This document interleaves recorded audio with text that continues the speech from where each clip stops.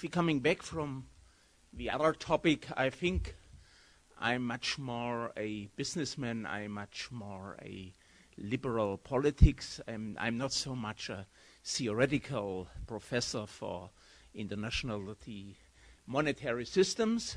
But I think my topic, especially also for my students and young people, to be a medium-sized entrepreneur is a very important one. And my two topics, medium-sized business and automotive industry, is a very important one. I think every third in Germany is engaged in medium, small business or in automotive industry. And I could not think that automotive industry is an old industry, has gone. My experience, especially in Germany, is that from the beginning, the automotive industry was a key factor in Germany. And if you go on the environmental issues or electric issue, the automotive industry will be one of the key industries in Germany. First, I will underline three topics, in my opinion, that Germany has a good chance to get out of the economic crisis. First is, in my opinion, Germany still has a strong industrial manufacturing base. Unlike deindustrialized states such as, for example, Great Britain or United States of America, Germany, my country, relies less on financial services, on insurance or investment banker, more on car industry, on machine production, pharmaceutical, industrial healthcare, chemistry, aviation. I think this industrial production basis is a key issue also for modern service industry like consulting, engineering, and also the real division between production and Dienstleistung service industry is not really right. Second, Germany profits from its central location in Europe. We have 9 neighbors. We are in good relations with our European neighbors. We learned our lesson in history, not so in Japan or in other countries. Germany is the home and the heartland of the euro in Frankfurt, and despite the Greece problem, I'm sure that in the global economy, the euro will be and will stay an alternative, first to the dollar and later on to the yuan. Germany has also, especially Eastern Germany, a very modern and productive infrastructure and is internationally renowned for leading research institutes and especially transfer facilities, for example, the Max Planck Institute or the Fraunhofer Institute. One example, this institute precisely help the German car industry to reach a leading position once again through a transition from combustion engines now to electric propulsion. My third general argument that Germany will out of the crisis is the German economy is well positioned in the triad. We are in the heartland of the European Union. We are leading economy in Eastern Europe. German industry is very present in the NAFTA zone, and especially in Brazil. And we have a strong rates of growth in Asia, especially in India and in China. In my opinion, Germany separates itself from US, China, Japan, or other big competitors. Here, not only the large DAX companies, la Société Anonyme pour notre ami français, but also many large mid-sized companies. My favorites are these so-called hidden champions.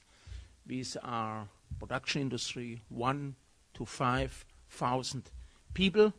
And these hidden champions are extremely successful in the international economy I will relate later on. My first pragmatic or concrete example is and stays the automotive industry. Germany is the only country in the world that is home of 4 premier automotive companies like Porsche, Audi, Mercedes and BMW. Competition inside Germany between these German top brands contributes to their constant improvements. There is, also Lexus in Japan, no other luxury competitor if you can forget Cadillac or something very small car makers. While they are all produce luxurious models, each brand also supplies medium-sized and now a lot of small environmental friendly cars. The leading position of the German industry, and as I mentioned before, German industry, medium-sized suppliers, service industry, 1/3 of whole occupation in Germany is within these industries. The leading position of the German automotive brands worldwide is also based on the unique mixture of innovative and highly specialized small and medium-sized suppliers.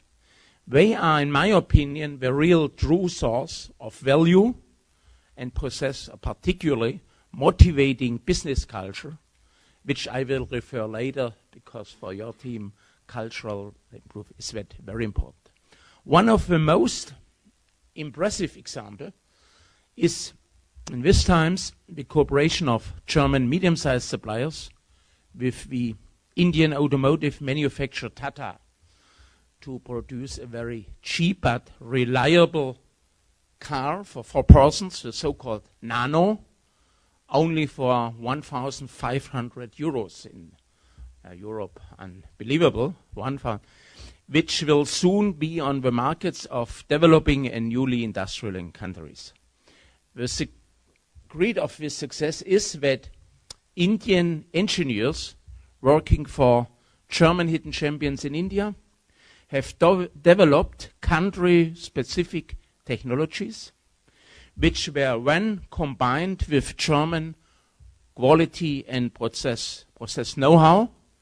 They are produced with low Indian labor costs, but also with German quality know-how. In my opinion, the Nano is a very good example for a real global cooperation, which has led to a real win-win situation, both for India, but also for Germany.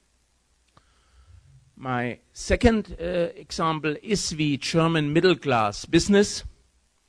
There is no country worldwide where so many small and mid-sized entrepreneurs in Germany. 95% of all enterprises in Germany are not big DAX business. They are small and medium-sized companies. The larger international mid-sized entrepreneurs, the so-called hidden champion, have the following not only economical, I think for your topic, but also very cultural advantages in the international field. 4 concrete examples. First, long-time sustainable business philosophy. For example, a quote of the founder of, in Stuttgart, in my home, Robert Bosch, who is a very famous, beginning a very small company, but now #1 supplier in automotive industry. #1 is Bosch, #2 is Denso. He said, modest management is the most productive on a long-term basis. And he said this 70 years ago. And if you, with quotes for investment banker, they couldn't understand. Second thing is German business culture in these mid-sized companies is very different from large conglomerates. It's very personal.